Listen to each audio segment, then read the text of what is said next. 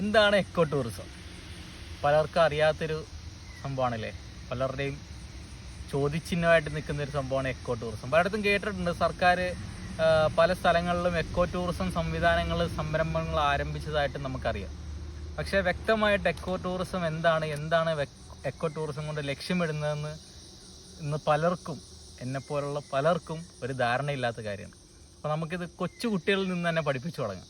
അതിനുവേണ്ടി eco tourism തന്നെ സംഘടിപ്പിക്കുന്ന ഒരു കുട്ടികൾക്കായിട്ടുള്ള 3 ദിവസത്തെ കാടും മലയും ഡാമുകളും എക്കോ ടൂറിസം സംവിധാനങ്ങളും കാടിൻ്റെ ജീവിതവും കാടിൻ്റെ ഓരോ സ്പന്ദനവും തൊട്ടറിഞ്ഞുകൊണ്ട് 3 ദിവസം ക്യാമ്പിങ്ങോടുകൂടി കുട്ടികൾക്കായിട്ട് സംവിധാനം ചെയ്തിട്ടുള്ള 2200 രൂപ പെർ ഹെഡ് വരുന്ന ഒരു പാക്കേജിനെ കുറിച്ചാണ് ഞാനിന്ന് നിങ്ങളെ പരിചയപ്പെടാൻ പോകുന്നത്.